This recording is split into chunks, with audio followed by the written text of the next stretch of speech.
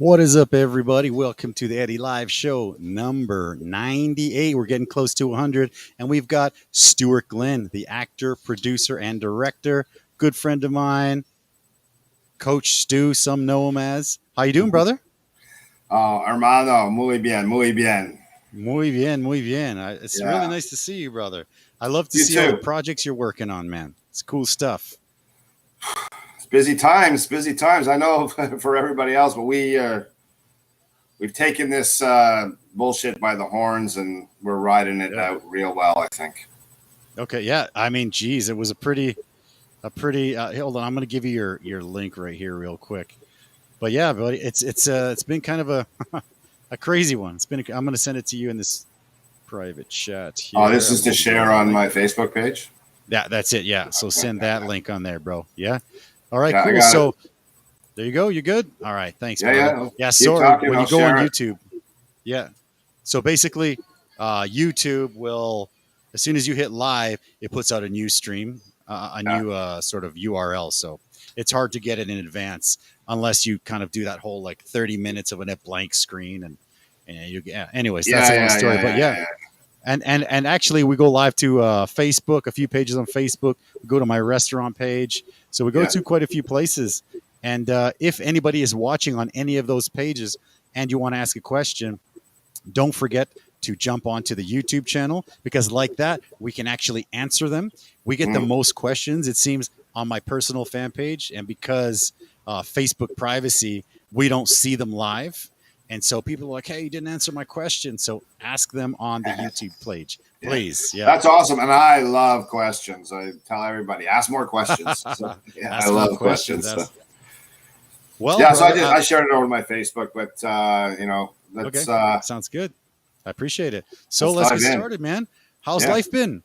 The whole pandemic thing? How is your life? Yeah, but 2 years of waiting. We finished...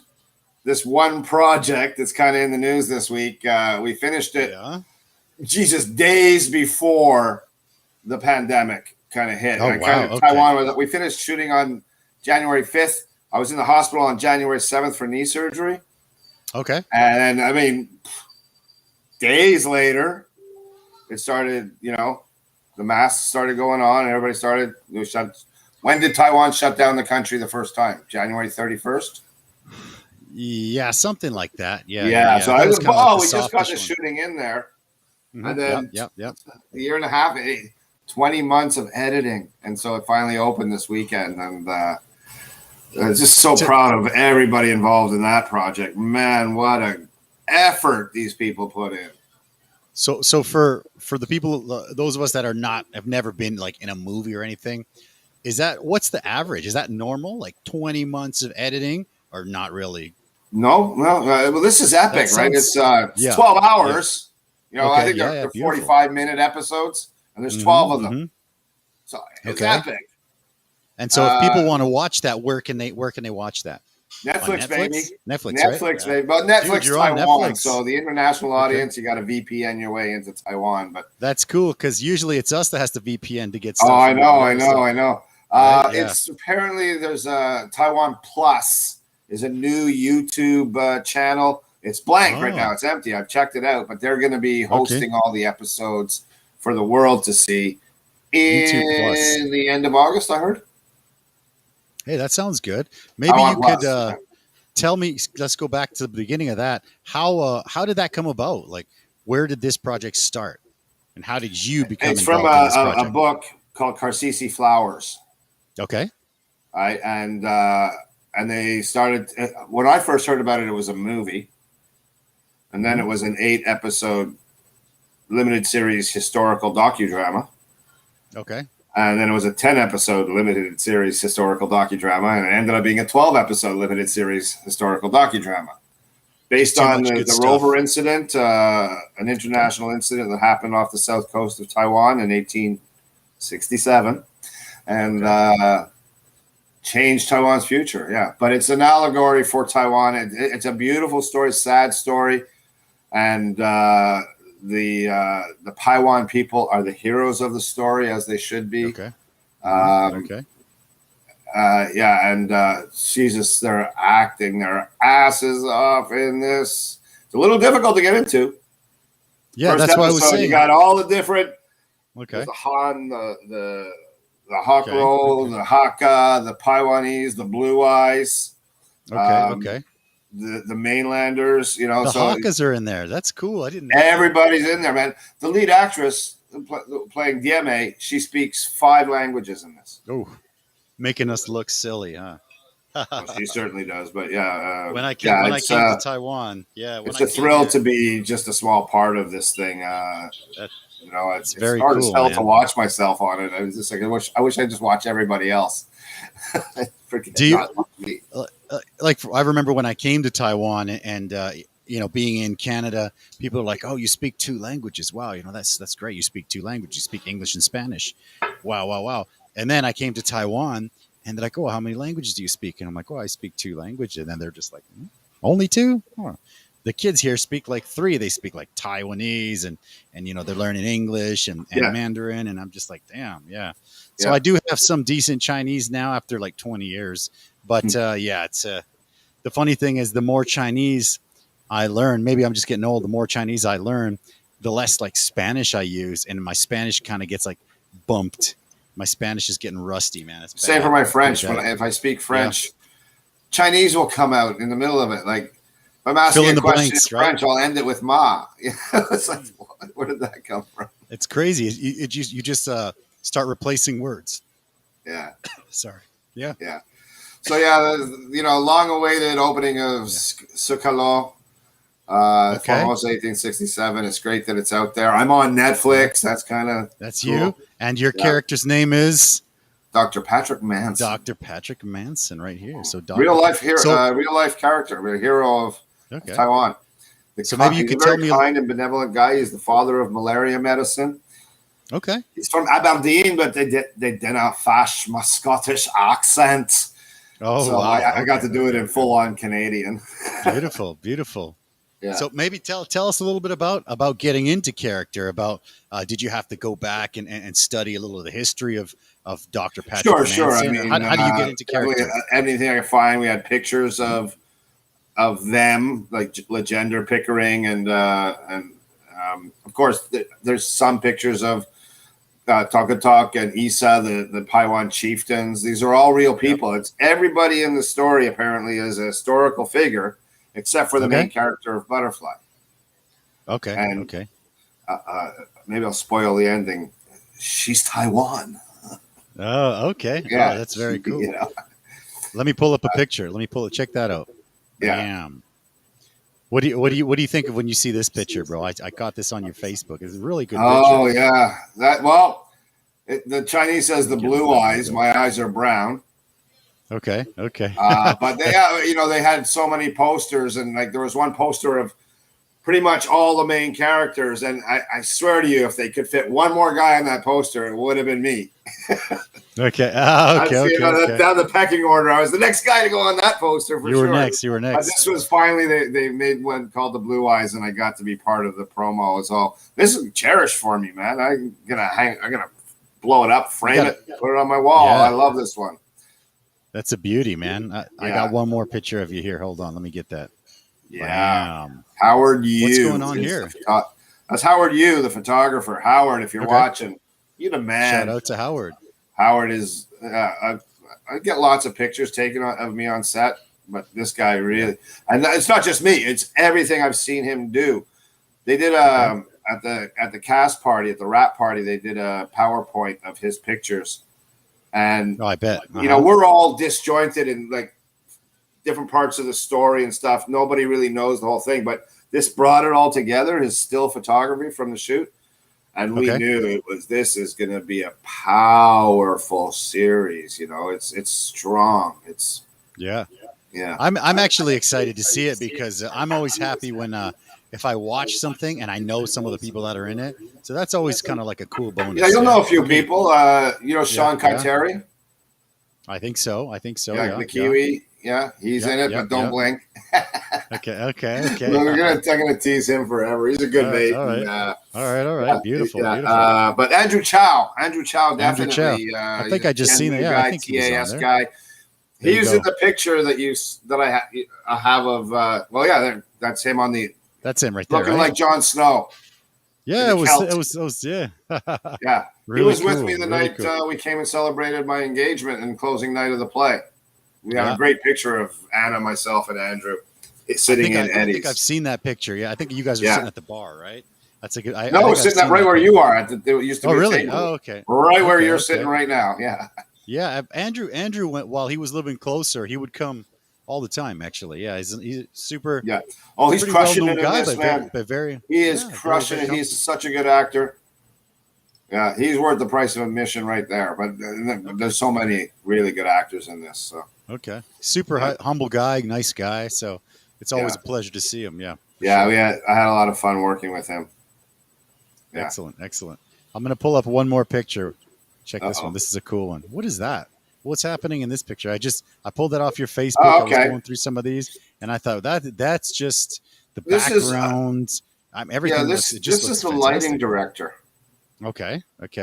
Right, and he didn't say much. He was there all the time, watching with extremely experienced eyes. Okay. And occasionally, like we'd cut because a cloud was coming over or something, and he was the guy that would put us back to work. He was the lighting designer or the chief of lighting or whatever, and very interesting dude. Super quiet, just kind of hung out at the back looking at things from afar, right? Mm-hmm. But always present, always there. Yeah. Going through the pictures, I saw that one and I thought, I don't know who he is, but it looks like a really like an intense sort of a deep stare kind of a picture with a really nice background. Well, so I know where you got that picture from, and that whole album is full of that, right? That's all the crew. Yeah, for sure. Yeah, and those guys, I tell you, Hollywood should be doing their movies here because these crews are efficient and creative and tough. Oh, they're tough. Yeah, for sure. My guy got stomped by a water buffalo. Really? Back to work the next day. Okay. Wow. No days off, huh? Shoot. Where did you guys film? Where did you guys do? Did you do it in a lot of areas in Taiwan? Kending for the first part. Then we were in Tainan for a week, and then they did some final shots up in Danshui. I wasn't involved in the Danshui stuff, but. Okay. Oh, Danshui's beautiful. I love Kending. That's two of my favorite places on the island. Yeah, we were all over the place in Kending. Like in the I love Kending. Jungle. Sometimes it was like 20, 30-minute hike into the set. Okay. You know, the buses and the vans could only get us so far, and then we had to Of course. hike. Now for us, I'm hiking in costume and rubber boots, and somebody's carrying my shoes. Okay, okay. But those guys are hiking all the lights and the sound equipment and this and on the camera. The cameras, they're hiking it all in there. Yeah. And it's like day in, day out, over rocks and like on craggy beaches, setting up shots on tours and things. Wow. Just incredible the amount of work that they do. And nobody's bitching. Everybody's having a good time. Wonderful, wonderful experience. I think Kending gets quite a lot of love from movies, right? I remember way back from people that are filming movies, right? There seem to be a lot of stuff happening down there for movies, right? Yeah. It's a tough place to shoot, though, man. The weather is it's too hot, unpredictable weather. Or it pours rain. We lost a lot of days to rain. I remember way back when they were filming The Life of Pi in Taiwan. This was way back. So I had my restaurant in Danshui. I'll give you a little story. These people come to the restaurant, they eat, and they're like the food, and they're like, hey, we want to talk to the owner, and I'm like, okay, I'm the owner, what's up? And they're just like, oh, we're actually looking for some Mexican actors because I guess at the end of the movie, the guy's boat lands in Mexico, right? So they're like, yeah, they told me about that. They're like, we need to find some Mexican people to kind of be extras and to kind of be, make it look like Mexico. And I said, okay, cool. So yeah, I've got quite a few people that I know, and so I interview. At that time, I didn't know that many Mexicans, but I knew a lot of Latinos. So I introduced them to like Central Peruvians, South Americans, and all that. And they were all more darker skinned than me, right? So they're like, okay, cool. So all of the people that I introduced to them got the job. So they went down to Kending, all everything. You know what's happening here, right? They all got the job, like all expenses paid. Ang Lee, they went down there. And then I'm like, all right, cool. So what's the plan? And they're like, oh, yeah, you don't look Mexican at all. So we don't need you. And I was just like, what? Oh man, are you looking for any Canadians? Yeah. I'm just like, okay, yeah. What do you need? Shoot. Yeah. So I got this gig for all these people for like this Latino community. They all got to go down and Kending and have this little experience, being an extra, and I didn't get to go. You know what? There's the unsung hero, the extras. Yeah. Like next Sunday, you're going to see some guys that play corpses. Oh, corpses. In episode 3, there'll be some corpses. And these guys in no clothes, painted to be cyanotic, like they're floaters, right, that have come up on the shore. Jeez. Okay. And they're lying on the hot rocks all day long. Whenever we cut, people would run in and cover them with towels and shade them with umbrellas. And all day long, no matter where we're shooting, if the beach is in the scene, they can't move. They're corpses lying in the, Wow. Geez, I didn't even think about that, man. Sometimes when you're not involved. And it's really sad the kind of money they get paid. So to do that, love of craft is practically volunteering. Okay. So don't feel bad about not getting an extra gig, my friend. Yeah, but I wanted to go. It ruins your brand. Right. You don't do extras. You're a leading man. I was just saying, hey, you know what? All right, we got Mexicans. I'll hook it up. Don't do extra work, man. Yeah. Don't do extra work. Then they know they can have you for cheap. That's true. That makes sense, bro. Yeah. But man, I actually want to change gears here a little bit and talk a little bit about the World Monologue games. I got your interview on ICRT, which was awesome. I loved it. So maybe we could sort of talk about that a little bit. So for somebody that does not know what the World Monologue games means, maybe you could explain that. The World Monologue games came across my desk April, I guess. And I love monologues. The early part of my career, I was a monologuist because I couldn't find anybody else to act with. So I said, I'll do it myself. Okay. So monologue means doing it yourself. Format. And so I got in touch with Pete Malecki. He's the founder of the World Monologue Games, and offered my services as a judge. Okay. And, I just sent him a few clips of stuff, and right away he's like, yeah, okay, you're judging. And so I'm in the middle of it right now. Occasionally I'll get a spreadsheet with 25, sometimes 50 monologues, and I have to watch them and rate them 1 to 5. Okay. All right. And there's a bunch of judges from all over the world, and they're pouring in. There's thousands of monologues coming from all over the world in one of the various 4. I think there's 4 formats. I'll tell you about them in a second. But okay, beautiful. And so then there'll be a regional finals. So we're just kind of. I'm sure he's tabulating and setting the list for the regional finals, and then we'll do another round of judging of that. And then there'll be a finals, and there'll be several. Each category will have a champion crowned, and in the adult pro category, first prize is 1,000 Australian dollars. Beautiful. Okay. Yeah. I can just bring that up. I can just bring that up right now. Hang on. Yeah, and so the Tiger prize is 150. Tiger is up to 11 years old. Okay. Youth is 12 to 17, and adult is 18 up. Adult can identify as a professional or an amateur. Yeah. Okay. Yep. And the prizes, so there's a bronze, silver, and gold for main pro, main amateur, the endurance. That's the 5 to 10 minute monologue for adults. Harder to do a longer one, I guess. I don't know. But that pays $250 US. Sorry, not US, Australian. Okay. The youth, the teens make $500 for theirs. Yeah. That sounds like I think that sounds cool. So for if you say monologue, you were saying for those that actually don't really know what that means, it's you're like a one-man show. You're doing the whole thing yourself. You're a one-man show. Well, it's what we do in auditions, right? If you're auditioning for theater, you have to do. They'll ask you for 2 monologues: a contemporary and a classic. Okay. Right, so you go in with Shakespeare or something from that era. That's usually Shakespeare is what they're asking for. Yep. Right, and you go with something contemporary.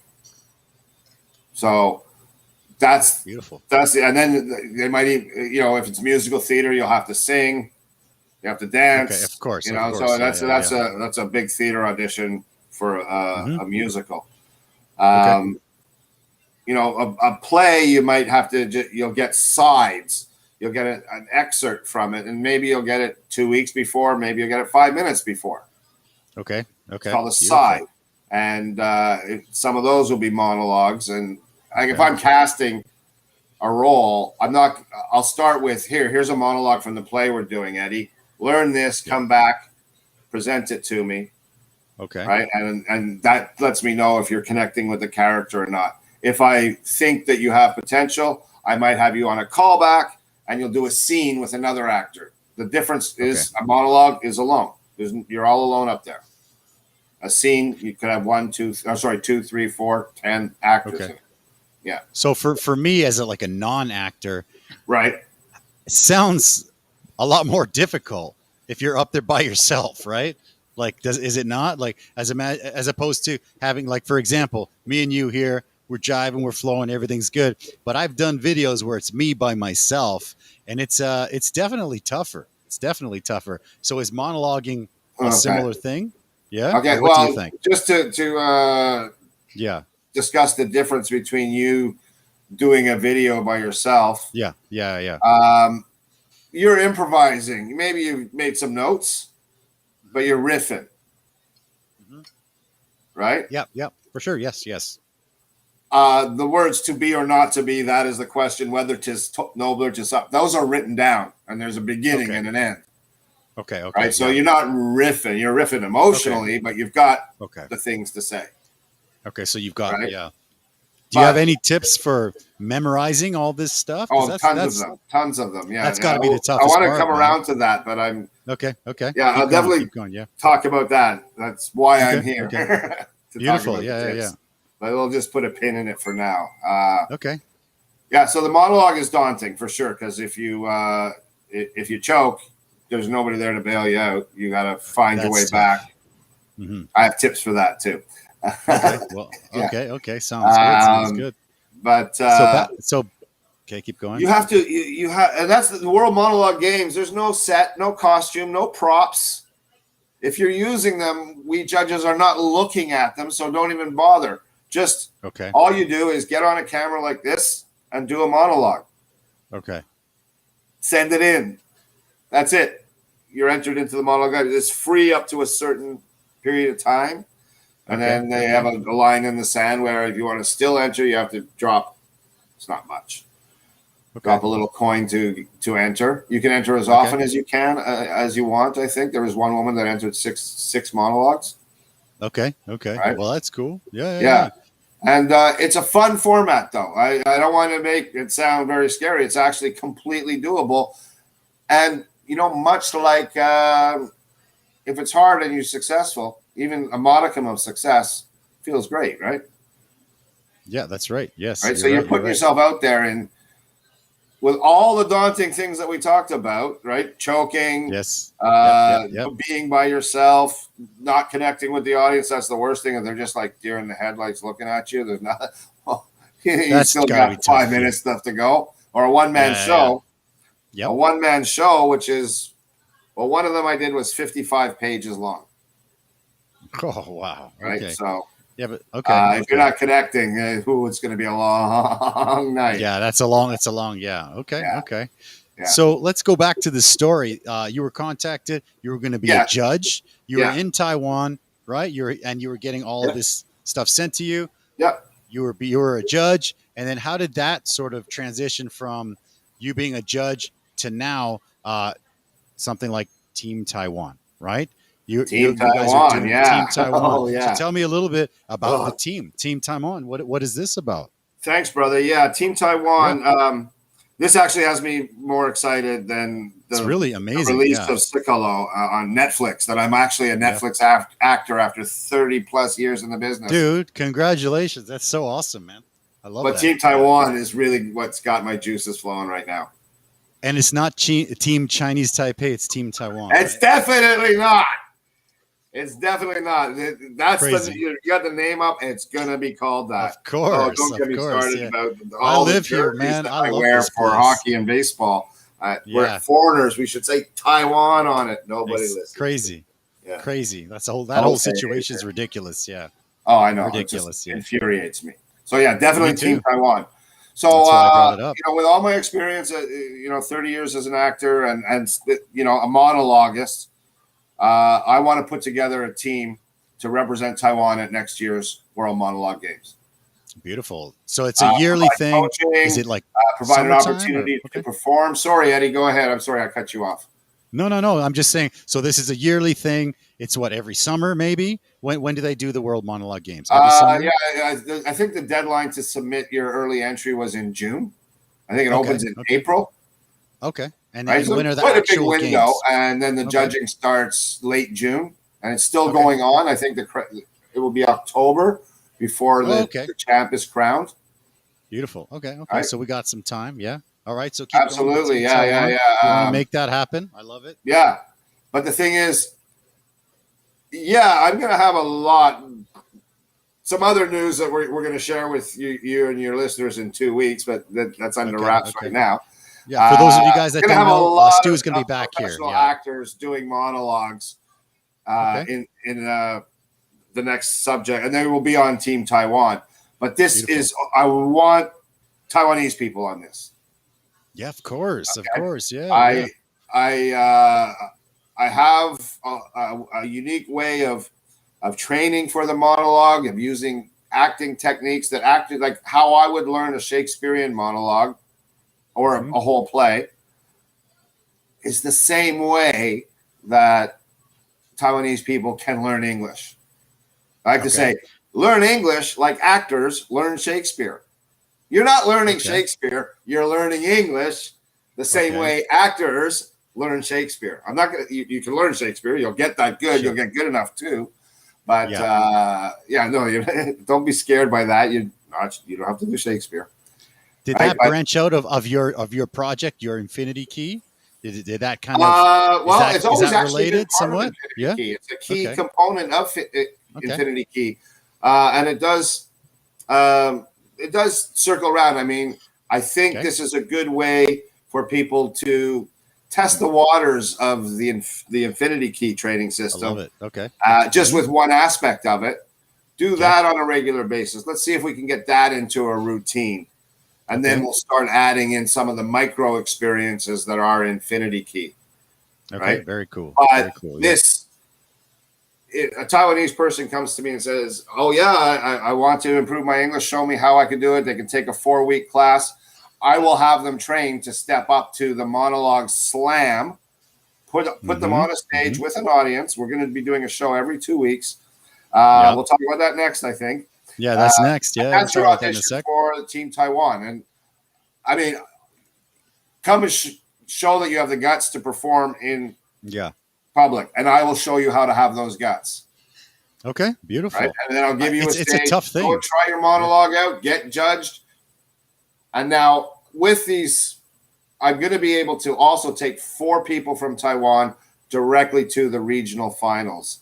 I'm working with the World Monologue Games on Team Taiwan.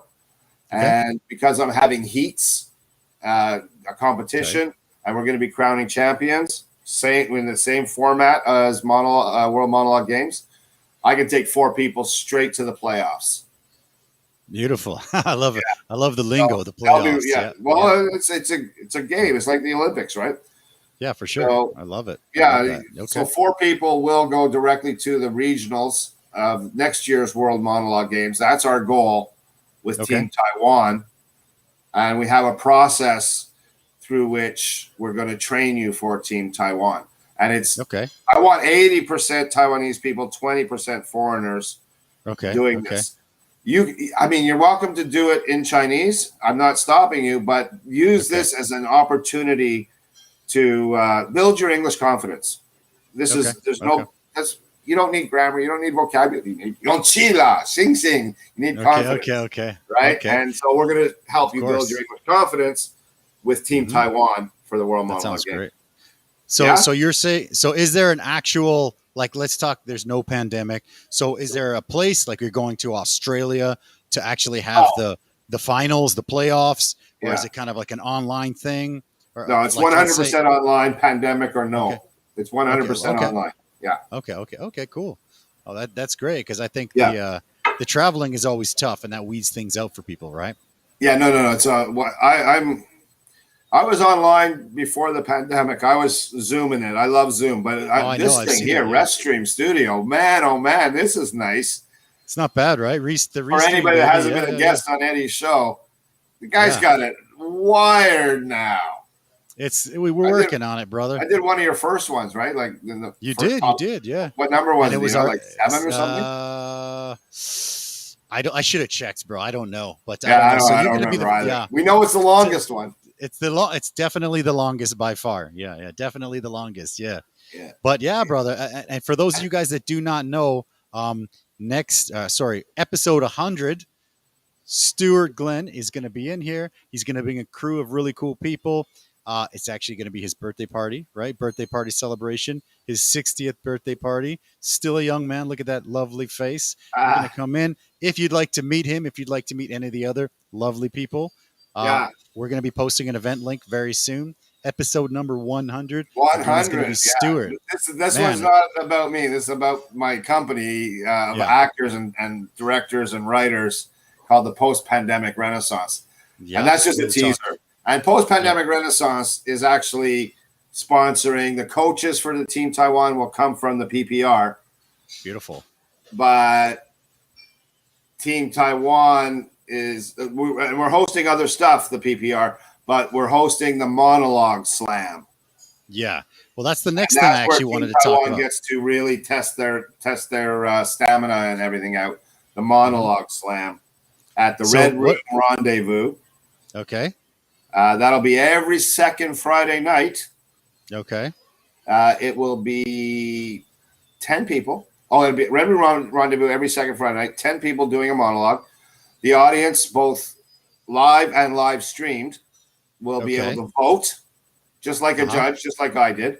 We'll flash a QR code for every actor up there, and when they finish, you scan it. You enter your score. It's like American Idol style. What? American Idol style. That's like American Idol, dude. I love it. Act. That's so cool, man. I love that. So you think you can act? Yeah. So is it planned, or is it kind of like an open mic type deal, where you go up and you do your slam, or how does that work? Good question. It's curated. Yeah. It's curated. Okay. I'm curating it. Okay. So if for those of you that all you have to do is make a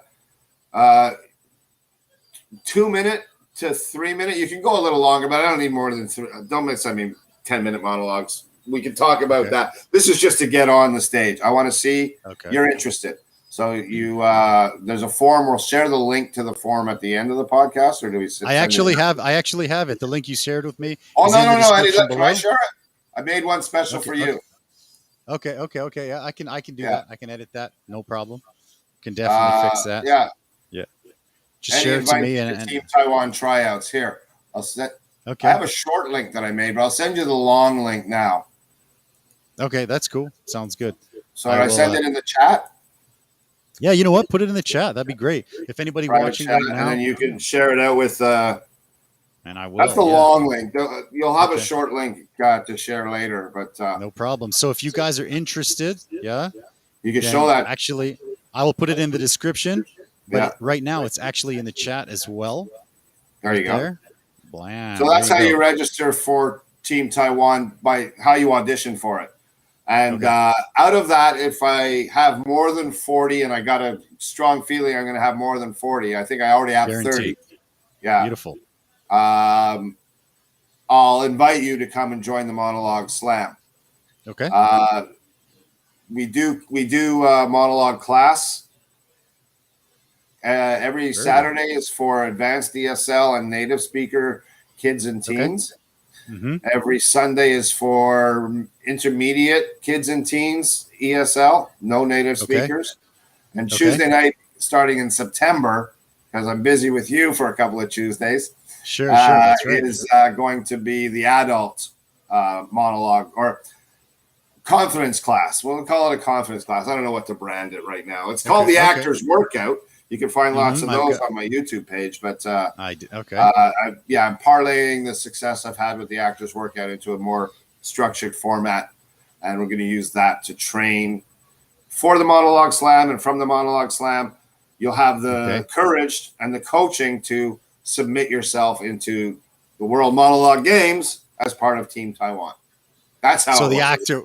Okay, so the Actors Workout is sort of a precursor to the Monologue Slam. Yeah, the Actors Workout is kind of like practice. Okay.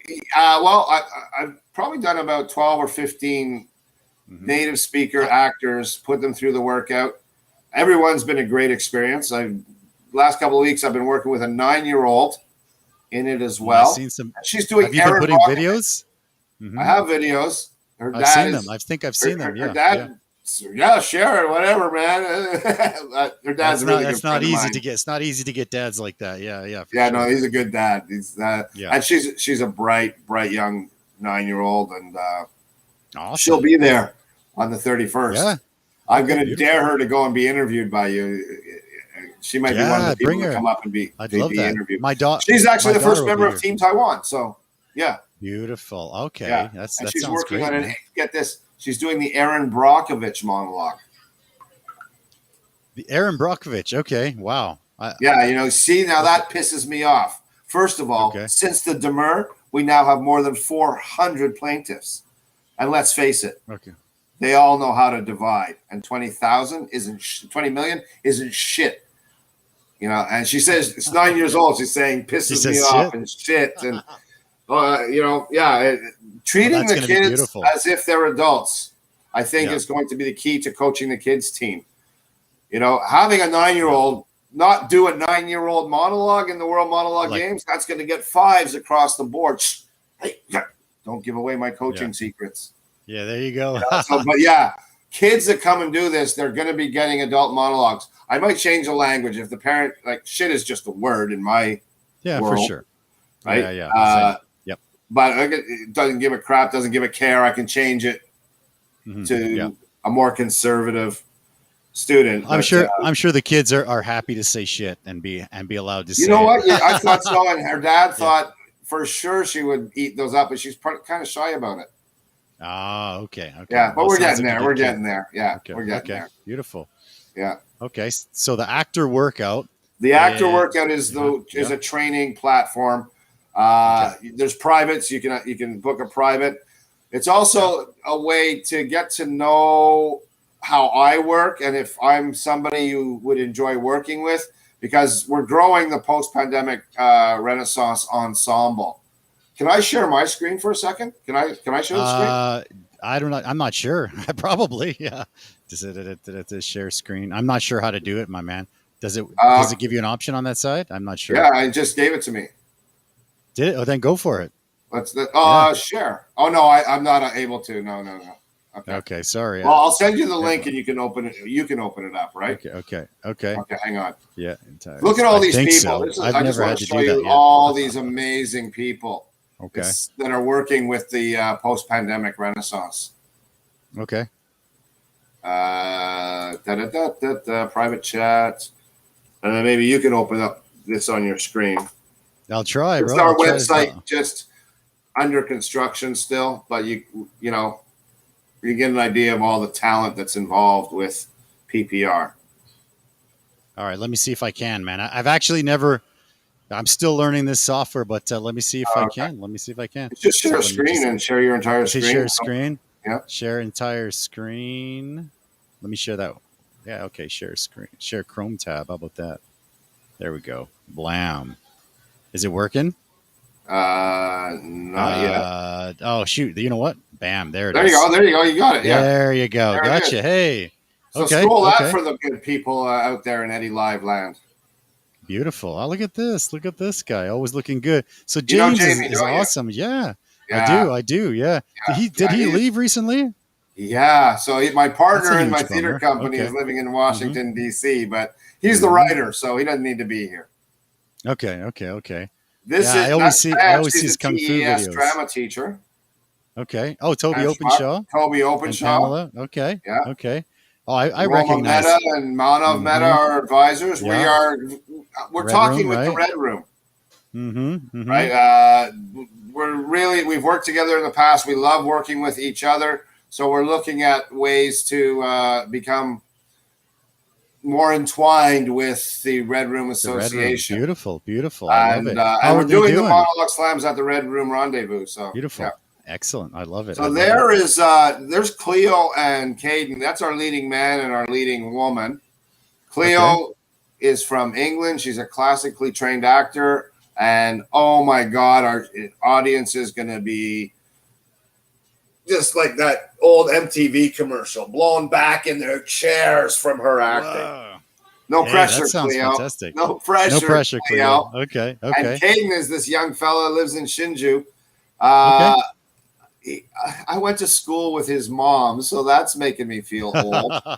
I went to university with his mom, but he's a hell of a good actor. People might recognize the Tianmu star Michelle Gao. She teaches at CAS, right? That's right. That's a great picture too.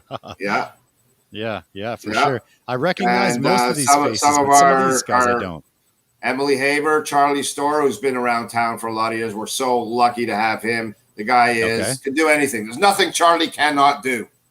Okay. Right? And Lana Arslanova, very good actress. These are all the people that are going to be in the Scottish play, one of our plays. But I'm getting into next week, right? David. Yeah. David there is the drama teacher at Kung Chau High School and Junior High School. Oh, Kung Chau. Okay. Very nice. Right? Okay. So we got some real bona fides here. We have a young company. There's two very young actors. They're seniors at TES, but they're in the ensemble. They're so talented. Yeah, that sounds great. Yeah. It's always cool to throw some of the younger ones in there and showcase their skills. For Louis there, we have a lead role for him planned. So. Oh wow, beautiful. Yeah. Hey, wow. Okay, even better. Yeah. Even better. Really cool. Man. The website company, looks good. So this is for people that just want to be part of what we're doing. Fill in as understudies during our rehearsals, play some of the minor roles wherever needed. We call them spear carriers in the business. Okay, spear carriers. Okay. But there's a lot to learn from all that talent that you just looked at above. Oh yeah, for sure. We're accepting people into the young company, and they should do an actor's workout to find out, if they like us, and we'll happily invite you to the young company if you're so interested. And then we have actors at large, people that are just coming in to do one play, a special role. They're busy with other things, and they can't commit fully to being in the ensemble. And so anybody that wants to we're casting Robin the Fifth, Earl of Locksley, Shakespeare's Robin the Fifth, Earl of Locksley, by James William Huss. We're casting that right now. A lot of roles. So anybody that has interest, hit me up. Do an actor's workout. We'll send the form for the actor's workout as well. It's 2 forms you're going to get. And here, Eddie, I'll make your show into a little bit of a contest. Okay, sounds great. 5 people that use the promo code Eddy.LIVE will get a free actor's workout. A free actor's workout. So if anybody's interested, workout with Coach Stu. Boom. Hey, that sounds good. Okay. Yeah. So that's the actor workout form, not the Team Taiwan form. Okay. I use the promo code Eddy.LIVE, and I'll get in touch with you, and we'll hook up. It'll take about an hour to do the workout. Taiwanese or foreigner. First 5 people to use Eddy.LIVE as the promo code. So an actor workout, why is it named workout? Is it I mean, I have no idea. I know nothing about it. It's the mental workout. It's the mental workout. So it'll put you through some of the things you will encounter as a career actor. So the first thing you'll experience is what we call a cold reading. Okay. Right. So if you want to do one right now, we could do one, but we're not going to. Oh man! But I would give you a script right now, and you would read it right now. I would read the script. Don't get a chance to prepare. You just read it. Okay. Right. And we get a baseline. Yep. Okay. Right? Okay. And that's a skill you need. Voiceover work I've done voiceover work where I have to go and read abridged versions of English literature, like Black Beauty or Gulliver's Travels, or after a abridged version of it, and I'm on an Excel spreadsheet, line by line, just scrolling up. There's no chance to prepare. Okay, sure. Right, and any little blip, the guy's stopping and making you do it again. And if you're hitting under something like 20,000 words in a 3-hour session, he's not going to invite you back. You're pumping out well-read narration, and that's a cold reading. Okay. So it's a skill as an actor you definitely need. And so that's your first part of the actor's workout. I'm going to drop a script on you, and you read it right away, and you'll get better at this the way you do it. Your eye learns to actually look further down the line of words, further down the sentence. Okay. Right? So you're talking on the second word of the sentence, but you've already read the fifth or sixth word of the sentence, and so then you learn to act it. That's a pretty awesome skill to have. Yeah. Beautiful. I would just start there, and then myself, or hopefully we grow this, and that company of actors that you saw, they'll become the coaches. They're all so talented. And I can train them to do the actor's work. Different perspective than mine as well. It'll be a beautiful thing. Mm-hmm. We'll give you some notes. We discuss it. We talk about intentions. And then we send you away to read it 5 times. Just read it out loud. Walk around your room and read the monologue 5 times. Okay. And that kind of ingrains it into your brain. And do a second take. Okay. All right. You get 10 minutes to prepare. Now, not a cold reading. Now you get 10 minutes to prepare and come back and show us what you can do. Now, can you blow me away? Can you blow the director away to say, oh, I got no notes? That was perfect. Well, it can never be perfect, but I've got no notes. That's a monologue. You should keep that. We'll learn it. Use it whenever. Use it in the monologue slam. Use it in the World Monologue games. Use it at your next audition when they say, do you have something else? Okay. Right? Because sometimes they want to see you in a different light. So in an audition, they'll ask you, do you have anything else you can show us today? And you have to be able to trot out a monologue, what we call in the business a party piece, at a moment's notice. Okay. And this is all from memory. You're not standing there reading. You know what? That's a misnomer. We don't memorize. It's muscle memory. Okay. We experience it. Okay. And it becomes part of our muscle memory. So you can, I can cite probably 3 Shakespearean monologues still 30 years later. Okay. Wow. Other stuff from contemporary things that I've done is still in there. Okay. Right? Cool. That's what we call a party piece. It's pretentious AF to bring it out at a party. Actors shouldn't perform when they're not being paid to perform. How you doing, man? You all right? Hi. Anybody I know? How you doing, brother? Yeah, no, just saying hi real quick. Yeah, no, cool, man. I think that's really cool. So I think, and then we give you a third take if you need one, right? So if after your second take, we'll give you notes again, and you get 10 more minutes to prepare. Okay. And you come back and you give your third take, and we'll give you a few notes, but that's it. That's what you get for the actor's workout. Okay, so that's all in what, like an hour sort of a time frame, 30-minute time Well, frame? If you get it in 2 takes, it's in less. Okay. The more you do this, the better you're going to get at getting it in 2 takes. It's a skill, like sharpening a tool. It absolutely is. It's a craft. Okay. It's a craft. Okay. And dialing it back to the beginning of our interview today in Sukalo, my character's name in Chinese is Wan Ba De. Patrick Manson was known as Wan Ba De. And it's a badge of honor for me. Yeah. I think it says that. I might say Wan Sen, Dr. Manson. Yeah, well, there you go. Right? There's one. Yeah. Yeah. Really cool. Wan Ba De was his Chinese name, but the crew started calling me Wan Take De.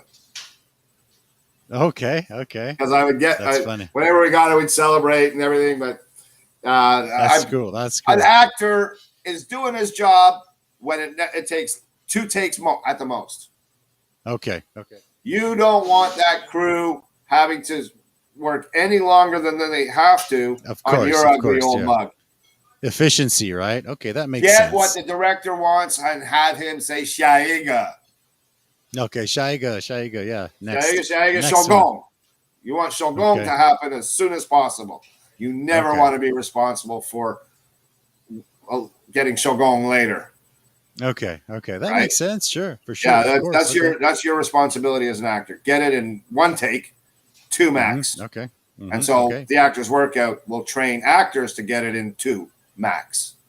Okay, beautiful. I love it, man. It's really cool. Yeah, I mean, that's obviously a skill that to do yourself, but to also teach that. That's a whole other. That's a whole other skill. Coach. I think it's more coaching, not teaching. There's a big difference. Sorry, there. No. Apologies. Yeah, here we go. The Coach Stu. That's you. Yeah, I love it. So one other thing I wanted to talk. Even if you don't want to be into acting, right, Eddie? Like you. But taking this kind of course would help your podcasting. You were talking about doing your videos, right? And getting lost out there. The building of the confidence, the breaking down a story. We also we teach how to deconstruct a script. Okay. That sounds how good. to break it down. Hey, you know what? Maybe that sounds good to the Taiwanese that are doing it, right? Breaking it down in the way an actor would break down a script helps you remember that vocabulary in your muscle memory, not in your short-term cram memory. Okay, that's a whole other topic. That crazy, memorizing for tests, and then within a week everything's out. Everything's gone. Yeah, it's gone. Yeah. I remember those days when I taught. People would just. I remember moms forcing kids to memorize dictionaries, and they would bring up this random word that I, at that time in my 20s, 30s, had never heard in my life. A word. The kids filial. Some kid. Yeah, some 7-year-old kid dropped filial piety into a sentence. Yeah. I was like, what?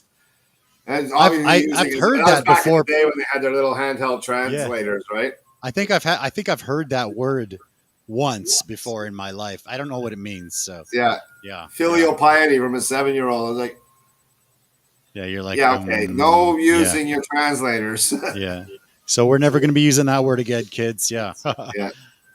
But one more thing that I really wanted. I had to look it up. I was like, I think I know what that means. But there is what does it mean? Translation from Chinese. It's a or something like that, right? So no clue. If I don't even know the word in English, man, in Chinese, definitely not. I do remember hearing it somewhat in like high school once, but I don't remember what it is. No clue. So the next topic I wanted to talk about was the we touched a little bit on this, the post-pandemic renaissance, which we were talking about a little bit before, and I was telling you I'm definitely interested in doing some stuff with you here, but at the time it was kind of crazy because restaurants were shut down, income was pretty rough. I'm actually glad we waited. I'm glad we waited. Yeah, because we'll have much more to bring to you. Your 100th podcast is going to be your most unique and different one. We're going to be there at 6 to set up and rehearse with you. You're going to show you what we're doing so you can figure out your camera angles. I might even, hey, Toby, if you're out there, I think Toby, my right-hand main guy, basically another partner in post-pandemic renaissance. Toby. Okay. I do. Yeah.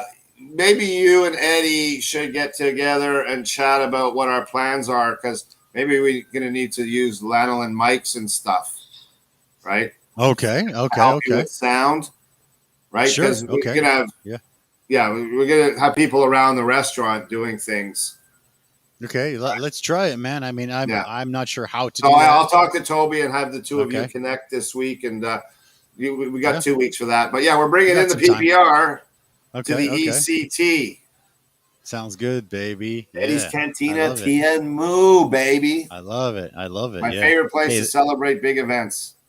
I know. I appreciate you choosing us, man, and we're happy, and I'm happy that you're going to be episode number 100, and we're going to do something unique. A lot of people asked to do the 100, and to be honest, I wasn't sure what was going to happen with the 100 because of the whole, obviously the whole pandemic. It's your first one back live too, right? Yeah, it will be the first one back live for sure. Yeah.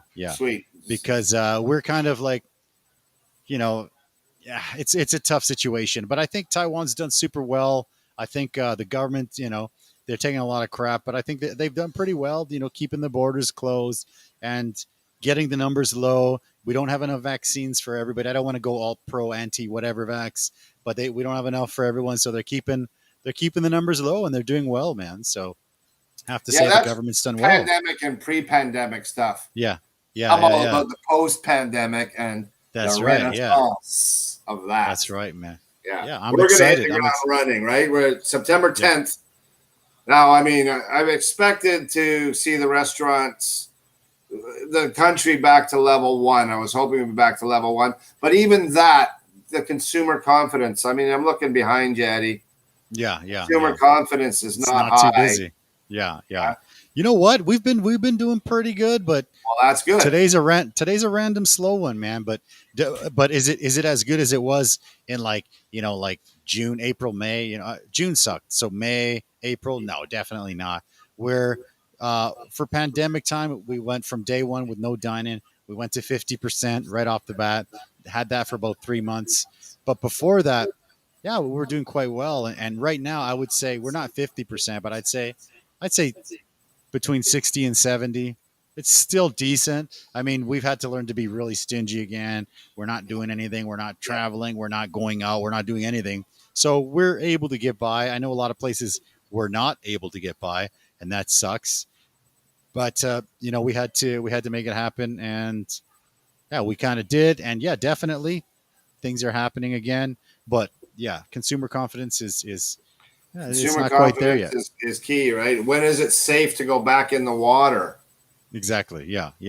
So I don't judge anybody that's uber paranoid about this. Yeah. I don't judge them. Of course. Yeah. Yeah. This is for sure. And I mean, it's tough because you see all the news, and the news is all like fear mongering, and it's like the Delta, and there's this new Colombian variant, and the first time I heard about the Delta, we were already closed. We had a customer picking up some to go, and they were saying, "Oh my gosh, there's this new one. It's called the Delta variant." And I was like, "Okay, so what's different?" And it turns out that Delta, it's just more transmissible, and I guess it can infect younger people. But what they were saying when it was new was like, it's some really crazy variant from India, and it attacks the eyes, and you start to grow moles on the back of your eyeballs. And I'm just like, what? Moles? And you could go blind. Yeah. And I'm like, what? Just live your life, man. Don't. It's like, what can you do? Moles on the back of your eyeballs, and you could go blind. So that was the first time I heard of the Delta. About after the vaccine and stuff. The magnetic stuff. Yeah. One girl was telling me crap information out there. So one of the craziest things was one of the girls was telling me one of our ex-staff, who's still a friend of mine, a Filipino girl.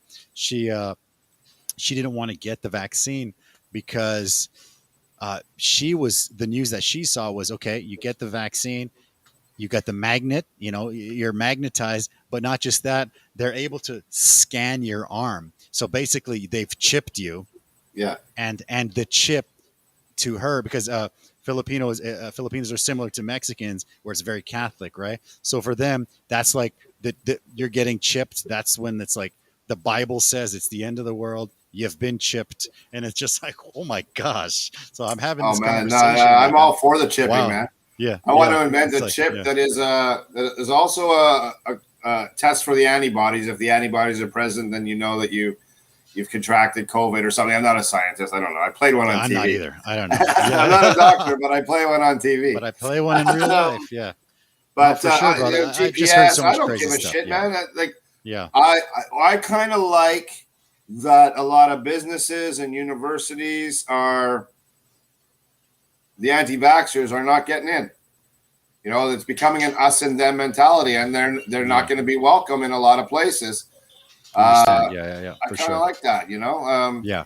I don't like anything about this. It's all crap. For sure. I just away. Yeah, of course. Yeah. I just want it to go away too. It's the new normal, being a restaurant owner, we're kind of, I don't want to say we're on the front line, because I don't want to say we're doing the same thing as the actual frontliners, but we're the service business. Like, we meet so many different people, and as kind of like, the owner and the head chef and stuff, you get to come out and you get to schmooze with people. And I've heard that, I just hear crazy stories, man. Thanks, guys. Take it easy. Yeah. Bye-bye. That's Stas. And no, it's not. No, he actually just lives up the street, but I see him walk by every day. Yeah. friggin' I have a lot of friends nice that live around there. Yeah, it's great. Yeah. Well, invite them out, man, for sure. They're all coming on the 31st. Coming out. Beautiful. Yeah. So I hear. God, I don't even want to go off on all the crazy stuff that I hear, but there's a lot, man. Yeah. But the post-pandemic renaissance, we're gonna put all that behind us. We're gonna come out flying. It started with Jamie and I. Jamie showed up on Facebook on my feed one day saying, "Hey y'all, I got this play I done writ." I think I seen that. Post. I seen that. Yeah, I'm pretty sure. I think I seen that post. Man. Yeah. He doesn't want me to call him Bubba, but because he's the anti-Bubba, right? Okay. But he's from South Carolina, and he's got that drawl, but he's a wonderful intellect, an academic historian, poet. And the dude is like kung fu, like he's in super shape. He's super fit. Yeah, he's crazy. Great guy too. A picture of him walking on the beach or something. I'm like, eat a salad, dude. You know. You're like, damn. I gotta get on diet. Shoot, for sure, bro. Okay. He sent me one of his plays, and it did what I'd like to see a play do. It makes me laugh, and then makes me question why I was laughing, and then pisses me off because I was laughing that I fell into the trap of laughing at it. Okay, beautiful. Hey, that sounds like, great. Oh, okay. And I started to just reach out to the people I knew in the community, and they reached out to their friends, and suddenly we had a whole bunch of people willing to get together to read Jamie's plays out loud and to give him, let him hear how they sound, right? Because that's a playwright needs his plays to be in the hands of an actor. But so that's how it started, right? And it's grown. And we want to talk more about, I guess, you know what? I don't want to do any interview in 2 weeks. I want you to interview all the actors. Okay. I want to stand in the back and just eat your wings and drink your beers. we got to plan it. We got to plan it out, right? Because I mean, I don't want to give like a 9-year-old like the Carolina Reaper wings, right? So we need to kind of get things organized. I don't want to give a 60-year-old the Carolina Reaper wings either, buddy. The Reaper wings, the Reaper wings are pretty. We know how far I made it last. There was 8, and I made it to a sniff of number 5, I think. Yeah, that was fun. That was good times, man, for sure. The Chipotle, really. I worked in the wing business for a year or two at university as well. I know wings. Yeah. These are amazing wings. Thanks, man. I appreciate it. I'm sorry we can't be doing it right now. I missed that. That's one of the nicest perks. That's the one of doing thing. Live. Yeah. Well, hopefully we can. I'm hoping we can get back to doing it like that. As much as this is nice and I love it, and I finally got the hang of this restream.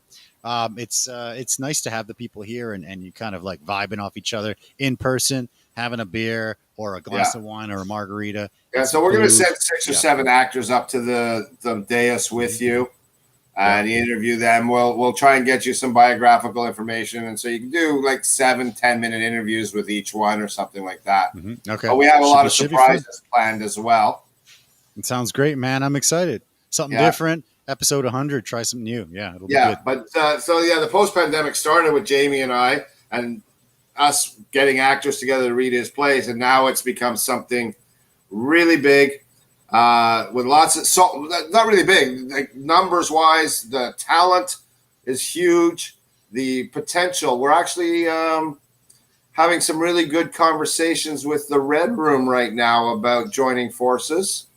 Okay, beautiful. They're there to support creativity in all its forms, right? And sure. And I love Roma, and I love Toby, and I love Manov, and so hopefully we can find some common ground and work together beyond just these monologue slams. And the other thing that we're going to announce in 2 weeks that we're doing at the 2-3 Comedy Club, but we're not going to. I was just going to ask you. Oh, you want to know? Wasn't there something happening at the 2-3 Comedy Club? Yeah, with Sam. Yeah. All the stand-up guys. So we're doing. Yeah.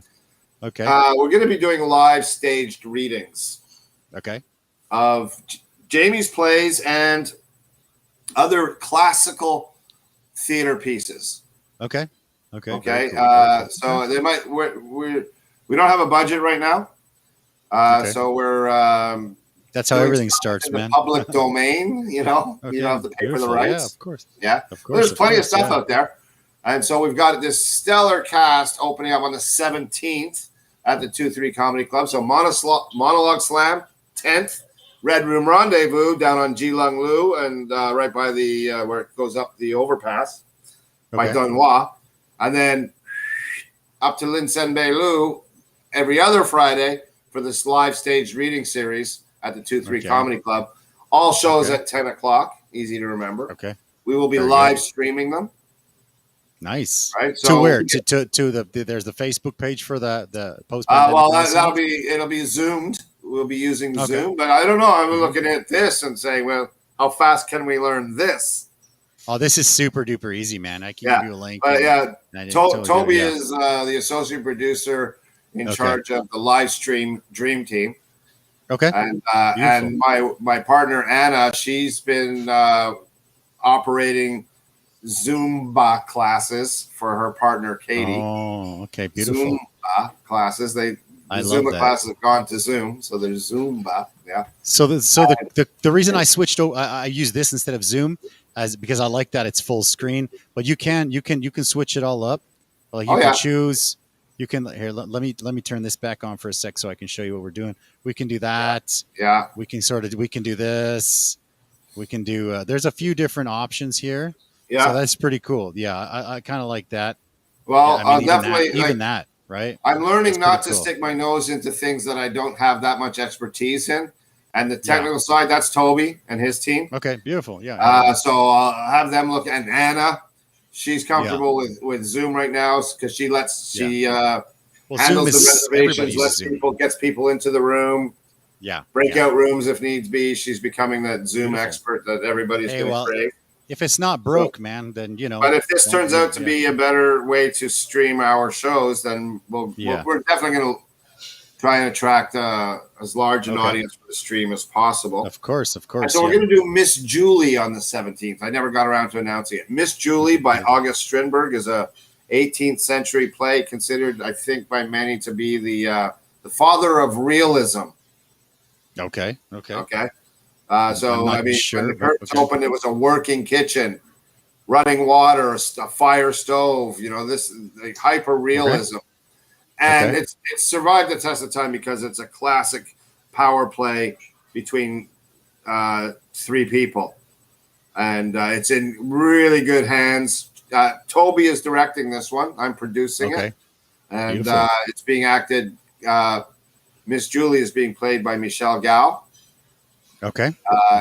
Jean is being played by Charlie Storer. And Nina Krupskaya is a Russian ballet teacher, dancer who lives in Taiwan. And she's playing the very pivotal and difficult role of Kristen. And, and so we're doing a full reading of that play on the 17th at the 2-3 Comedy Club. Awesome. And maybe we have a little sneak peek for your audience on the 31st. Hey, that sounds fantastic, man. I love that. And I think it's great to support I love the 23 guys. Sam, I've had Sam on before. Sam's the best. Yeah, I've had Brett on. I mean, good folks, man, for sure. Sam's the funniest guy in Taiwan. Best stand-up comedian in Taiwan. That guy's funny. I mean, we've had a couple of comedy shows here. And he's working it. And then sometimes you get some really funny comics. Sometimes you get some not so funny ones. And he just kind of jumps in there and he just like raises the bar again. He's super supportive, he's man. Really good. Super supportive. We did another White Rabbit, Red Rabbit. You had one of my actors on, Ben. You remember? Oh, Ben. Oh, that guy's hilarious. I like that guy too. Yeah. So we did the White Rabbit, Red Rabbit at the 2-3 Comedy Club. Okay. Beautiful. Yeah. And Sam and I both said, that was great. Let's find a way to work together again. Yeah. And I'm like, dude, your comedy club theater is a totally different beast, right? We need to take over the space for 3 weeks of run plus a week of setting up. And we're going to, knock down walls and punch holes in your roof and stuff like that. Yeah. And you got to do alternate programming. Okay. You're running a full schedule. There's no way it can work. But then I wanted to work with Sam and I came up with the live stage reading series. Okay. Cool. So that company of actors, we meet, we rehearse plays. We had 3 different plays being rehearsed on Zoom at the same time. Okay. I have a rehearsal studio on Zoom. It's awesome. Okay, that's pretty cool. Wow. Yeah. I think with Ben, my favorite part was when he was saying, he was performing at a I think it was kind of like a save the dog, save the puppy sort of an event, and he went as Cruella de Vil. He's like, yeah, that didn't go over very well. I was like, it was hilarious. He's like, I thought Did he show you his pictures of his drag? Yeah, of course. Yeah, of course. He went as Cruella de Vil. And but no, his other stuff though is. He's got some stuff. Yeah, of course. I don't know why he calls it drag. I think it's more leading to alternative cosplay or something. It's really talented. I don't know. Yeah. Construction for sure. And makeup and stuff like that. And he's a wonderful artist. I really hope one day that he could be an actor at large with post-pandemic, because sounds great. Again, that same night, Sam and I are talking here, Ben and I are talking here, and I'm going, this is a theater geek. You know, this guy knows his shit. He's not just improv and the 24-hour play festival and the stuff that they're doing. Very cool stuff. Very interesting and innovative. Drunk Shakespeare. Okay. You know, they're doing lots that stuff is cool. Programming. Very but cool, he's an actor, should be doing full-length plays. Ben, Liam, you too. Let's be an actor at large with the company and come take a role in Robin Hood. I'll give you good roles in Robin Hood. Beautiful. That sounds great, man. Ben, you can have Robin. I want Ben. I want you for Robin, Ben. Okay. The role is yours. I'll send him a link. Yeah. I don't know if he's watching, but we'll hit him up. Call me. Okay. Yeah. Sounds cool, brother. But I mean, you know what? This has been fantastic, man. Do you have anything you want to add before we call it? What do you think? Not today, man. That was kind of a surprise, a little bit of a surprise. But no questions today. That was a bit of a. Let's talk about you, man. Let's pump your tires. Want to talk about me? Okay. Yeah. What would you like to know? Your Eddy.LIVE. I love this podcast. You've gotten so good at it. It's all right. It's getting there, man. Your game is through the roof compared to where we were back in the longest. Well, I mean, when I don't know, when we started, I mean, it was just for fun, right? I don't really know, but I just wanted to do a podcast and see how it goes. And the in-person was one thing, and then with the pandemic, we had to figure out how to do it like this. And I tried Zoom. There's a couple, if you go back there through Zoom. The thing I didn't like about the Zoom was I couldn't figure out how to live stream on Zoom, and then I couldn't figure out how to change the little boxes because it was really boxy. And I kind of like this full screen. And so there was a few times where I had to, it was a learning experience. All that stuff's very available on Zoom. Live stream on YouTube, live stream on Facebook. Yeah. Okay. Spotlighting, pinning people. Okay. Sharing. I'm sure it is. Sound. I just ran a summer camp this summer, all online on Zoom, and it was very intense. Lots of PowerPoints, and it was multiple cameras, all with Zoom. It's a fantastic thing. I know how to do that. I feel sad for Zoom in Taiwan because when they scaled, when the pandemic hit and they scaled, they went to unicorn level, right? Yeah. When they went unicorn. Mm-hmm. What do we do with all this data? Here, you take some. Here, you take some. Oh, China, you can take some. Whoops. Yeah. Don't give it to China. Yeah. Yeah, because then China's like, oh, what do we got here? What do we got here? Right? But I mean, they immediately. What's up? How you been? Good. Not bad. You know, I've just been like, where's Eddie? Because you're like. I take a break. Sorry, bro. I've just been kind of busy. Yeah. Send me a message before you come next time. Well, I'm usually like a very old school kind of person. Okay, just kind of the surprise interview with a bartender, brother. There you go. Sorry, bro. Yeah, no, I haven't seen. It's hard to get a conversation on with a bartender, right? He's like, "Oh, I'll be right back." That's exactly it. Yeah, no, I just wanted to make sure I said hi to him. I hadn't seen him in a long time. Yeah, no, bro. So I appreciate. Yeah, I think. Yeah, this has been going pretty good. Can I ask? What's your viewer numbers like? What are your viewers numbers like? Like live, I don't know. We get decent number live. We get a few hundred, sometimes a few thousand. It kind of depends on the content. What are we at? I haven't even checked them recently, man. I don't know. What are the metrics that you want followers to your fan page? What are your metrics? Where do you want to see that go up? To be honest, thanks, guys. To be honest, I'd like subscribers, views. Just kind of the basic thing. To your YouTube, right? Yeah, to YouTube for sure. Yeah, okay, for YouTube. Sure. Okay. Thanks, man. Bye. Yeah, to YouTube. So the good thing about this restream thing is it multi-streams to whatever you need. So that's good. But my goal is always to get people on the Facebook and to pull it over to YouTube, because I always find I get tons of views on Facebook, but to get the people from Facebook over to YouTube is not so easy, because people are like, wow, I've got it on my YouTube feed, I'm just going to watch it here, which is cool. People are still watching it, which is great. But I'd like to grow the YouTube channel. I have some things I'm going to do with it. I obviously know a lot of business owners and chefs, and I want to I got this little portable setup, and I want to take it out and go to like restaurants and go into the chef's kitchens, a little bit like shoot, I'm drawing a blank. Yeah, but a little bit like damn it, what's that dude's name? He's like one of my favorite guys ever.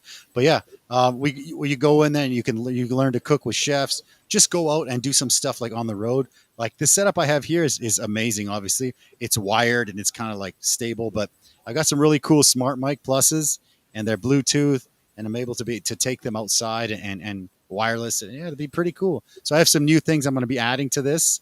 Yeah. Yeah, I can't believe I'm drawing a blank. I love that, Eddie.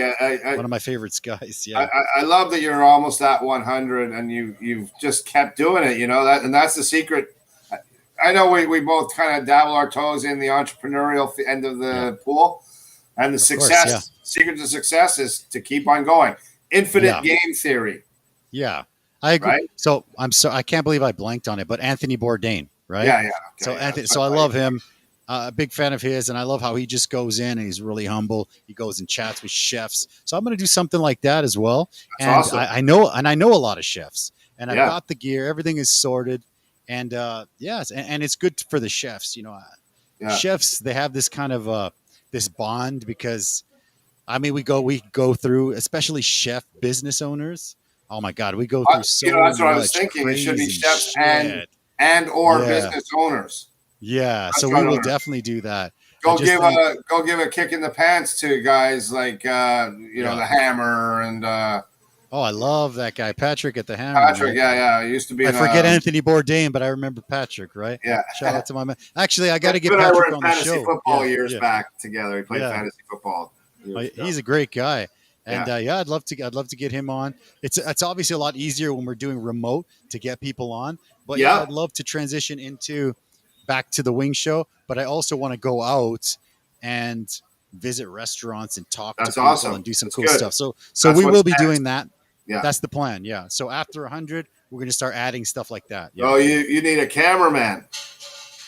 So I got a pretty cool little setup, but I will need a cameraman.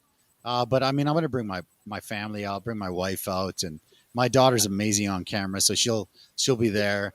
And so what we do, we can go out, we can do like a show, but it also doubles as like a family night, which also could double as like a date night, and we get some good food. We'll go out. Maybe we'll go out to like the 23 Club. We'll catch a show, and we'll live stream stuff from our own. Yeah, I mean, there's a lot of things I wanted to do.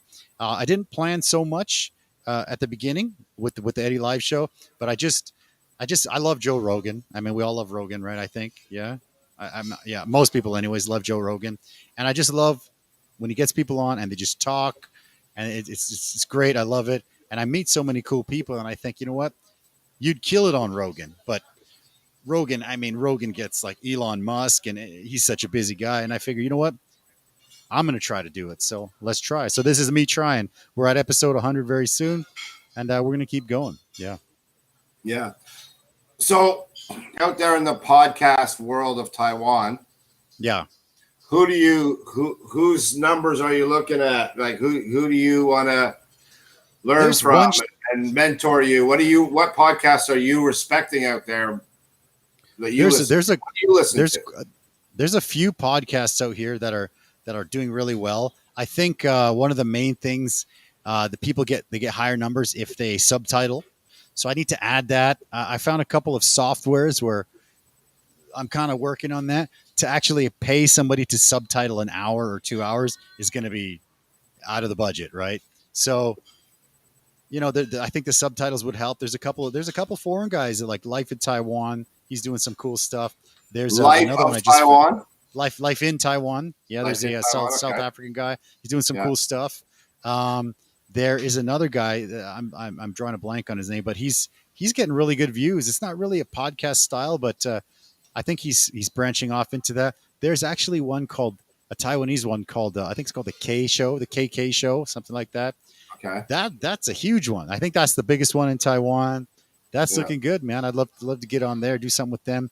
But I think the ones that are in Mandarin, I got to do some more stuff in Mandarin so that the Mandarin people notice, or at least I got to subtitle it. But to be honest, I'm enjoying it. Right? I love this. I love chatting.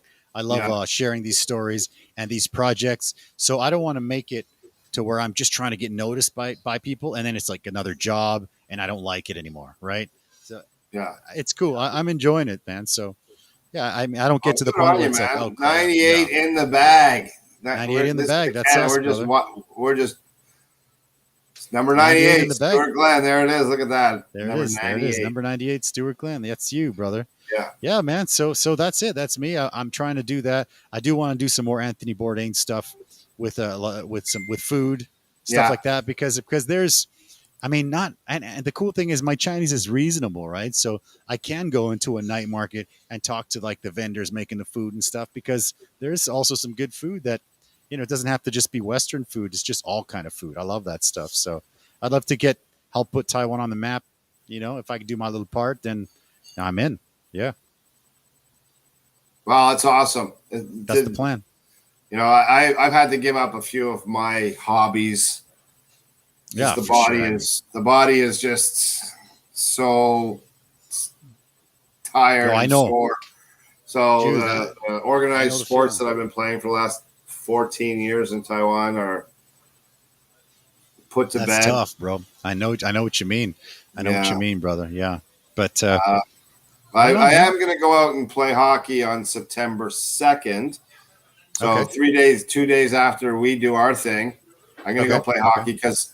That'll be the 6th decade of my life. I've played in every single decade of my life. Okay. Oh, you got to do it, man. I got to do one. I'm just going to stand there. If you hit me, it's a save. I'm not moving. That sounds gay. That's the way to do it, brother. Yeah. Every decade, you got to do it at least once. Oh, yeah. I love it. Yeah. I really don't even want to bend over to tie up my skates at this point. That's going to hurt. Yeah, for sure. For sure. It'll work up a good sweat tying up my skates. Yeah. But, I miss it so much. But of course, it's a big part of your life. My knees, and then it's anything else too, right? Like just the bruises that you get from playing sports and the cramps. I agree. It takes too long to recover. I'm 43, right? And I started doing jujitsu. My daughter does jujitsu, and on the last day, my last class before the whole pandemic where everything got shut down, I hurt my right shoulder a little bit, and I was like, okay, no problem. And the next day I went to the gym because I was in, reasonable-ish shape at that time. Not right now, 3 months of doing nothing. But I went in, I was doing some workout, and I was doing a little stretch just to kind of work the kink out. And I felt a little pop, and I'm like, okay, that hurts. And I was like, no problem. And that was almost 3 months ago, and I could still feel it a tiny bit. And I'm like, I'm going to do nothing until it's fine. And I can still feel it a tiny bit. So I'm thinking, should I just bite the bullet and go, or do I got to wait? I mean, it's crazy. I mean, when you're 20, you can get punched in the face and go to work the next day. But I can feel a little tweak here. There's my daughter. I got to one up you. Yeah. Hi, Leah. Yeah.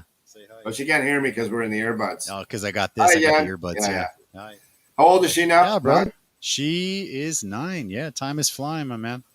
You know what? I'll send you the video of Catherine doing her thing and see if Aaliyah wants to take the class. She might. Yeah, she might. Yeah, promo code Eddy.LIVE. Be one of the first ones to get it in there. No, you got. Why not? That'd be cool. For free for a couple for sure. See if she likes. That'd be fun. Yeah, and she'll eat the wings. She can go up to about halfway for sure to the wings. Yeah, the last few it'll be rough for her. She's been eating. Yeah. She's been eating spicy since she was a baby, man. It's crazy. So first day of shooting on Sikalo. Okay. Whatever. Okay. Toby always bugs me. I say it wrong all the time. Okay.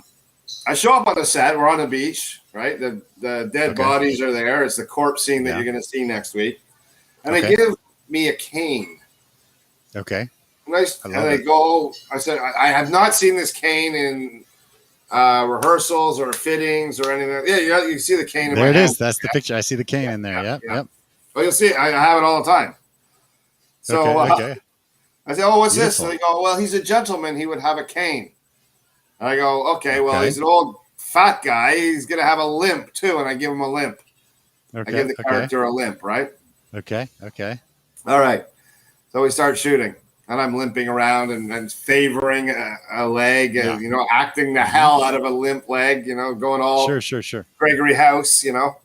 Okay. And the shoes that I'm wearing, the soles, the thick Vibram rubber soles, as soon as they hit the salt water, start to break off in pieces and float away. Okay. I mean, in big chunks. All I've got okay. is Like maybe leather. a little outside sole and a 3/4 of a heel. The rest is just leather moccasin with huge holes in both of them. So every step, it's filling up with more and more stones.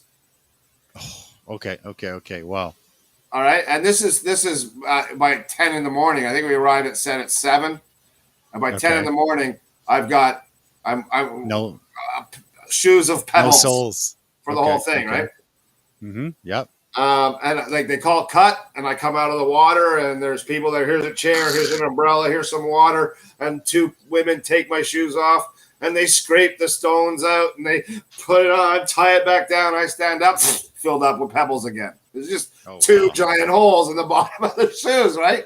That's you can't crazy. put duct tape on it or anything because it's period, right? It's 1860. Yeah.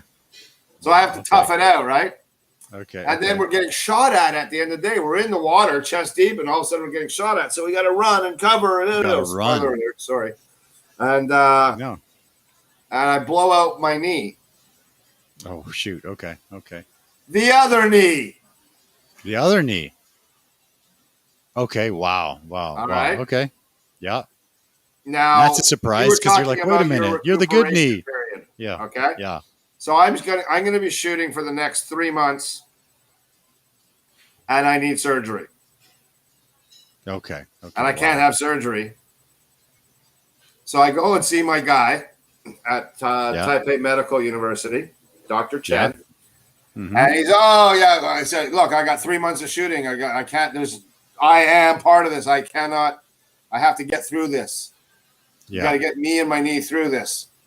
Point steroids. Okay. I dance out, man. Great. I'm great. Really? Oh, yeah. Wow. Steroids. Okay. 2 weeks later, I'm back. I'm every 2 weeks. For the whole 3 months, just about every 2 weeks, okay? Okay. The next week, I go in again. My knee is blown up again. Boom. Okay. Another shot of steroids. And I'm dancing out again. It's like immediate relief. Wow. Okay. Wow. 2 weeks later, you got to try third steroids. shot That's of steroids. Okay. Yeah. And that happened and I had the Thursday off. So I went out and played hockey with the boys, and one of our boys is a doctor. Okay. And so I tell him, I just had my 3rd steroid shot. And he's like, no, stop. Don't have any more. Right? Okay. You should have only had 1. You never go for a second one. Okay. I go, but I'm trying to, it's helping me get through the show. I can survive 4 or 5 days on set with a per steroid shot. And I'm raging bulling it. I'm doing what it takes to get the role. And he said, no more steroids or you're going to cripple yourself. Oh, wow. All right. So 2 weeks later, I'm back in. I say, no steroids. He goes, okay. And he pulls out a needle like this long. Okay. Boink into the knee. Starts filling up with yellow pus. Changes it. Puts another one in. Fills up with yellow pus. 50 milliliters of yellow pus per cartridge. And I fill up 3 of them. Oh, my God. And he's like with the needle in the knee. Just juicing it, pumping the knee. And I just, My knee is hurting now just thinking about that. Damn. Oh, dude. The second time, 2 weeks later, same thing. Have my knee drained, 50 milliliters of yellow chymie pus. Oof. I get the nurse to film it and send it to the hockey boys because they always say if you don't film it, it didn't happen, right? That's what All right, here you go, boys. Yeah. I haven't met anybody that's been able to watch the entire video. Nobody will admit to watching the entire video. Yeah, they for make sure. it about 3 seconds, and they're like, That sounds 3 trainings, gnarly. 3 trainings, and then a mild painkiller. It's not like a painkiller. Okay. But I did a lot of those, and I had 2 knee braces on. But I had to act the limp on the good leg because I was already on camera limping with the good leg. You can't switch legs. Huh? I can't switch legs. Oh wow. Okay, so, that's tough. Never mind my honesty and my breathiness or my diction. Watch my leg acting. I will. I'm going to check it out, man. I'm excited to watch it, man. When I walk, I'll keep an eye on your legs. Up trails and stuff, and I have to make sure that I don't limp on the bad leg. Oh wow! You had to imagine your good leg was hurt more. So I just imagined that there was a steel rod through my whole leg, and I couldn't bend it, and so I just had to, hobble around with a straight, stiff leg, and that's how I sort of did it. So very rough, brother. Very rough. We finished shooting on the 5th, and I had surgery on the 7th. Okay, yeah, that sounds about right, man. And all good now, yeah? Yeah, that's the director and I were walking back to the cars after we show Going for Good. And he said, I hear you're having surgery. Yeah, 2 days. Thanks for hanging on. He's like, gives me a clap on the back. Wow, awesome, brother. It's really, Dude, so that's why I'm not playing anymore. I can't take the injuries anymore. It's not worth it. It's not worth it. Yeah. After a certain point, it's not worth it. I mean, it's just not, bro. But brother, I'm going to be an athlete of the mind for the next 20 years. The mind. I know a guy that gives the actor workout. If you're interested, I know actor workouts here. Yeah, I know a guy. It's tough. Yeah, I heard it's tough. Yeah. The mind. But man, you come out the other side a changed person. I bet, bro. How about Leah take one? I will. You know what? I'm going to talk to her in a second right now. And I want your permission here on the air, live. You'll let her swear. She can say bad words. Oh, I don't. Nothing too bad. Like a she can swear, dude. Yeah. Yeah, she can swear. Oh man, come on, man. You know what kind of dad I am? There's always swearing going on. My favorite kind of dad. Let's have the kid experience. Whatever. It's just a word, man. It's just a word. Yeah. It is. Yeah, she's dude. My dad, for example, when I was a kid, Aaron Brockovich is between the two of them. My dad swore almost every second word while I was growing up. So I remember being in like elementary and swearing a few times, and everybody was freaking out. You go to the office, and they're just like, "You can't say that." And I'm like, well, "What's your parent? What is your dad gonna say?" I'm like, "My dad swears like every second word," and they're just like, "Oh." And there's this famous play called Equus by Peter Schaefer. Okay, it's about a guy that blinds 6 horses because they saw him have sex or something. This very sad, sick story. Very famous play though called Equus. My very first acting class, my very first acting teacher, my very first assignment, she pairs us up with another actor, sends us to the library to find a scene to present to her, right? Standard stuff. Yeah. So we're looking at these plays, and I open up Equus, and I find this character. And I didn't know the play was famous. I just pulled a play off the shelf, opened it up, and the character says, "Fuck." Okay.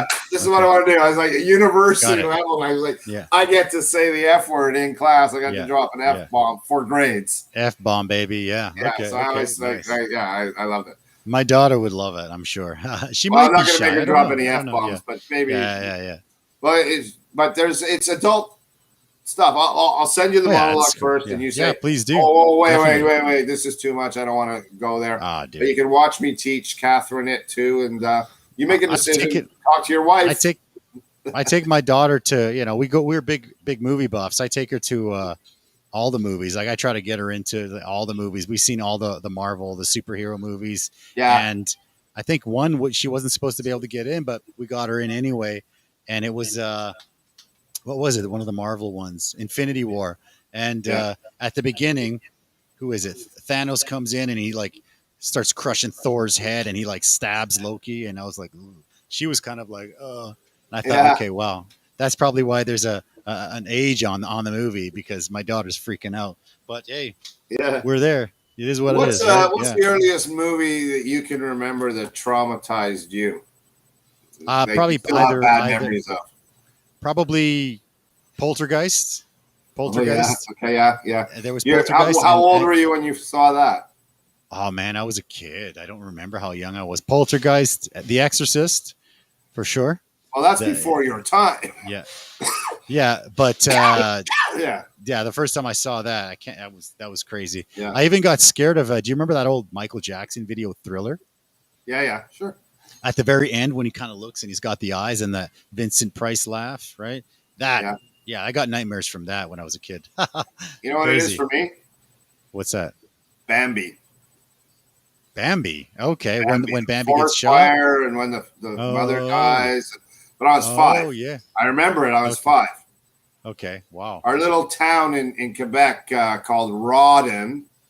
Okay. Rawdon. That's where my grandparents had a summer cottage, and my granddad and my dad golfed at the golf club there, and we'd swim at the dam there. And they had a little small town theater, a movie house.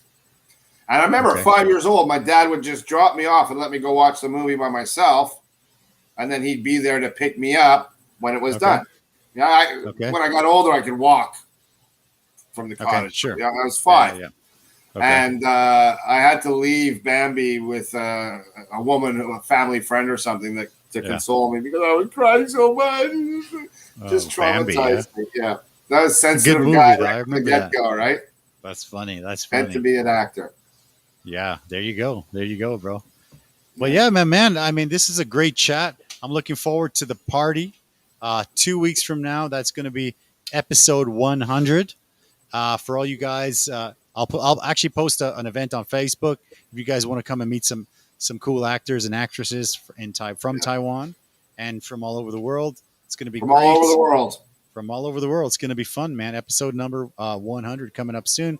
That was episode 98. We got Scots, we got Brits, we got South Africans. No Aussies yet. We got Eswatinians. Okay, beautiful. Yeah, I people love it, from bro. all over the world, and Canadians.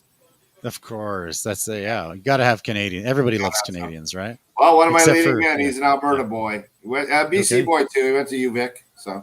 Okay, nice, very Caden, cool. You'll meet him in 2 weeks. Awesome, sounds kid. good, bro. Yeah, love this guy. Thanks, Eddie, man. Bro. I love it. You. Thanks. The best podcast in town. You say, I appreciate it. Whose headlights are you looking at? You're saying they're looking at mine, baby. Well, we'll see. I know there's some cool ones out there, so I'm always trying to punch up, see what I can do better, man. Yeah. Well, just remember to stock up on wings. I'm bringing at least 10 actors for you to do your wing challenge. Sounds good, man. Sounds good. Okay. Yeah. And right. Cleo, appreciate it, man. Our leading lady, my money's on her. She gets the furthest. She'll do your cayenne chicken pepper or whatever you call that guy, the atomic chicken. Okay. What's the big one called again? We do the Carolina Reaper. Yeah. Carolina Reaper. Okay, Cleo. So we'll have to organize it so we can see what's up. But we can discuss that. We'll talk a lot over the next 2 weeks. But thanks. The actors workout and then the Team Taiwan Monologue Slam, good. September 10th, and every second Friday after that. Okay, sounds good. Thank you guys for watching the show. Eddie. Thank you, Stuart Glenn. We'll see you very soon. Thank you guys for watching. We'll catch you guys next week.